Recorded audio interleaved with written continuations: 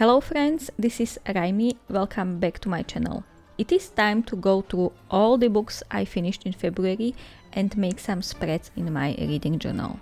I went for this chaotic vintagey style. Well, my goal was not to make it that busy, but it happened and I love it to pieces. First, I started with these book pages to add something to the background so the white blank pages would not stare at me like that. For the header, I wanted something elaborate and flashy, and I was in no mood to spend hours on titles. Yes, it takes me that long. I printed all the headers on the clear label paper. Font I used for this is, I think, Old Germanica. I low-key wish I printed it on regular white paper because these titles sometimes get lost on the background, but I still do like it. This month I am also having a calendar, and I will mark here every book I have read during February and days I read each one, both finished and in progress. It is certainly not necessary, but I like the visual representation of my reading progress during the month. The calendar was getting lost on the page, so I added thick frame with metallic dark gold pen to make it pop. I only recently got these beautiful sticker sheets, so I decided to use them.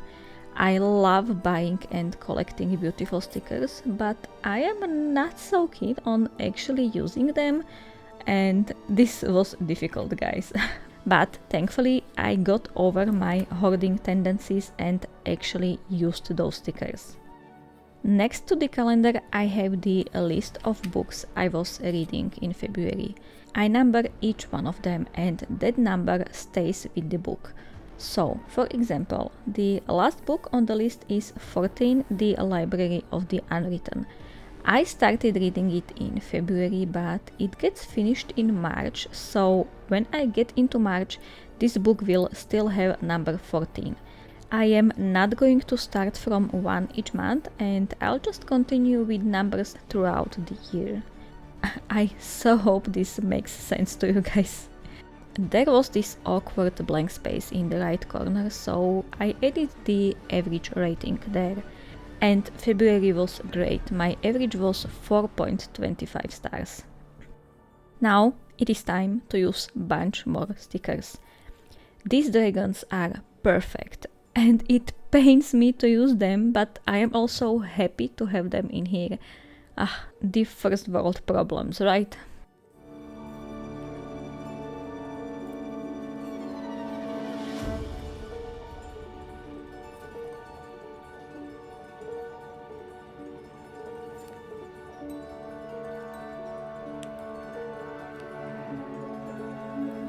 After covering this spread with stickers, it is time to fill in the calendar. I assign each book its color and mark dates I read the book. And if the book is finished, I also color in the number of the book. It is maybe unnecessarily complicated, but I can't change myself. I like to have silly systems in place. Anyway, the calendar makes this spread look super busy, but we'll just roll with that. Maybe next month I should fill in the calendar first and then add stickers and such. I also think more muted colors would help, but I do not have any muted or pastel pens. Okay, the cover page is done and it is crazy, but it slowly grows close to my heart. Let's go and see what books I finished in February. And let's start with the 5-star. Starling House. I gave this book 5 stars, however there are some issues and I am aware of that, but the enjoyment outweighs a lot in my case.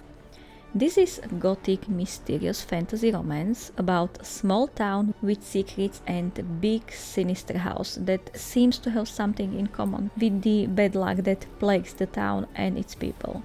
Most of the story is written from Opal's perspective, it's in the first person. Opal is a girl living in a small motel room with her sick brother. He has an asthma and is not doing well because of polluted air in the town.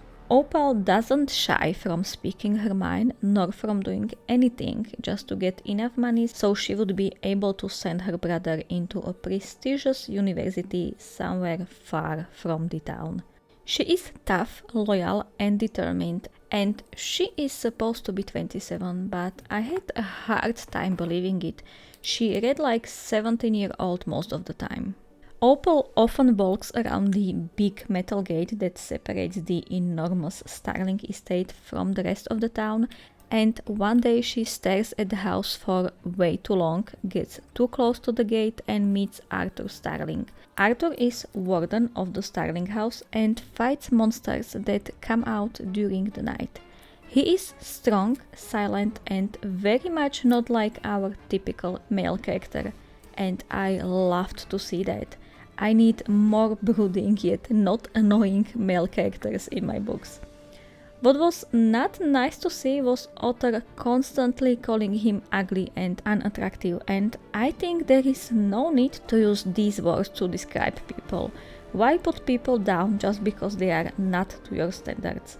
It is saddening to have this even in books. Arthur's POV is written in the third perspective, and oh my, it worked so well. I was so sure I would hate it, but on the contrary, I enjoyed it too much. And I needed more from Arthur's perspective. The third main character, if you can say that, was the house. It was adorable. If you can say that about a big old manor full of terrors and need for attention. I adored its personality and what it brought to the story. This book was enjoyable, but there were few more things I was not so happy about. The ending was good, let's say. We got some closure, but it felt rushed. There was also a lot that could be explored more, especially the side characters. Despite that, the Starling House still got 5 stars from me, because I enjoyed it so much. In February, I also finished The Age of Swords, and oh man, I should really start writing my reviews as soon as I finish a book. I have finished this one, I think, in the first half of February, and that was a long time ago. This is the second book in the Legends of the First Empire, and I am enjoying the series so much. In this one, we do not get to see the so-called hero from the first book that much, but we go on a dangerous quest with the woman we met in the first book, which I truly appreciated. It is a story of hope, love and loyalty, but also betrayal, deception and sacrifice. I am enjoying the writing so much. Author blends sad and serious with humor so nicely. You can tell the world is complex and intertwined, but it is explained slowly and with care, so it does not feel like a chore to get through the world building. There is lots of action and magic and dragons, but for me this story is driven by characters. There are so many, but I am somehow able to keep track of all of them and I adore them so much, except that one entitled An Unsufferable Prick. They are all different and feel so real, and I am excited to see where the series is going. I am going to fill this remaining space with Hamlet. Yes, I gave a chance to another well-loved classic, and I had a good time. Finally, I read it in English because I was stupid and accidentally bought it in English instead of Slovak.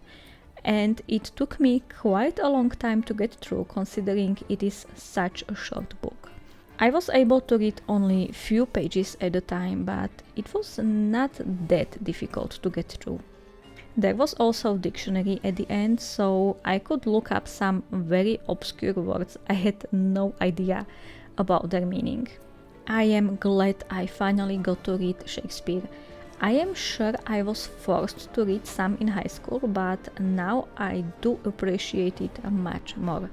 I think I have one more Shakespeare on my bookshelf and I hope I'll get to it this year. Fingers crossed. Oh, this book brings a smile to my face. 10,000 Stitches is a whimsical historical fantasy romance about a housemaid who has fallen in love with the youngest son of the family. But housemaids cannot marry gentlemen. During one of countless balls, overworked and desperate Effie goes out for fresh air and she stumbles upon a fairy, Lord Blackthorn, who is quite eager to help her. They make a deal and all the fairy requests is his jacket to be embroidered by Effie herself. And there are reasons for that. It was simple, enjoyable, and especially in the beginning I was thinking how predictable. Until it wasn't. I loved all the twists at the end and the last few pages where we learned where all the characters ended up. I loved the writing style. It was engaging and magical and sweet, but also with clever social commentary, mainly because it is written from the perspective of Effie, the housemaid. And we saw how overworked and taken advantage of she and her colleagues were.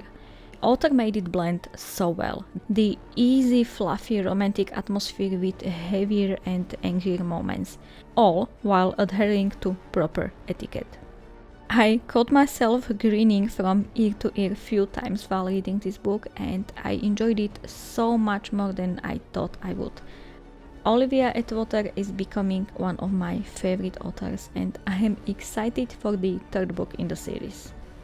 This is a perfect comfort read or when you need something lighter in between heavy books. I am not a fan of romance, but this series, it just makes me happy. And another book that makes me happy for some reason is Gideon the Ninth. I should not like this book. There are so many characters and it is confusing AF and there are way too many Latin words. Yet I enjoyed it and it was definitely worth the read. And I finally used my pharmacy degree for all those Latin names of bones. Also guys, look how cute this pattern is. I made it in Canva and I had so much fun. These skeletons are all sassy and fun, and this is how I remember this book. I listened to an audio and on my friend recommendation I did check the Dramatis Personae, mostly in the beginning. It is the list of all the characters and the houses they belong to, and it's at the beginning of the book, and it was really helpful. This story is told from Gideon's perspective. She is a grumpy and sarcastic sword fighter who was raised as a servant to the Ninth House. She hates it there and is preparing to escape from her terrible life. But she is outsmarted and Gideon finds herself following Hero Hark instead. Hero is the heir of the Ninth House and the best necromancer on the planet. Two young women then together take part in a deadly trial with promise of becoming immortal and powerful, but they have to learn to work together. There is a lot going on, but it was so worth it. The ending was amazing and I am already listening to the second book because I have to know what happens next. I am 2 hours in and I have no idea what is going on. I guess this is why people call this series confusing. First book was nothing compared to that. The last spread is for the Guays, the Art of Goose and Way. I got this book through Kickstarter in 2020 or 2021 and it was finally time to read it. Guays is a digital artist and there are lots of tips and tricks in this book as well as progress shots of few pieces with author's commentary. It was very inspirational read. This sticker sheet was also part of the Kickstarter campaign and I love it so much. This was the last book I finished in February, so let's work on some reading statistics. My average was 70 pages per day, which I have no idea how that happened. I read mostly fantasy, as always, and the overall moods were dark, mysterious, adventurous, tense, and lighthearted. I got this from my Storygraph statistics. You can pause the video and see all of the stats closely if you want, but I am not going to go through all of these. I will post these spreads on my Instagram as well.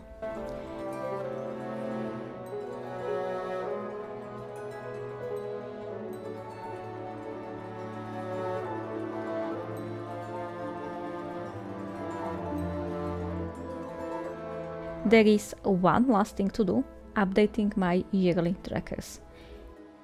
I am sure I have read few books from my bookshelf. Let's see.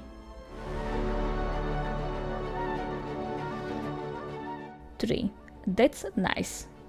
I finished 6 books in February, which makes it 11 in total, and I think that is amazing. I have read 1 sequel, no, 2, and I started 1 new series. I have no idea where my roller with circles went, so I need to freehand this. Okay, that's not that bad. I can fill in something in here as well. Okay, so I was able to add 3 new book titles and 2 new authors. Nice. Red versus Bot.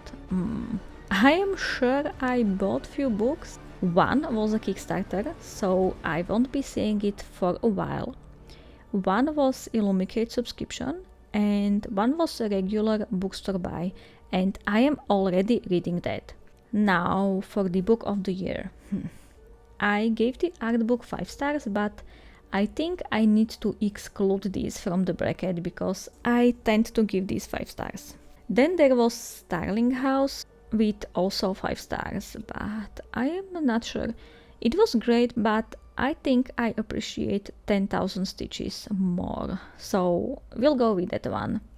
Alright guys, let's do a flip through of all the spreads we made today. I think I am slowly getting better at this. And guys, I read so many great books the first month of the year as well. So here is my January wrap up. Thank you so much for being here. Have an absolutely lovely day. See you next time. Bye.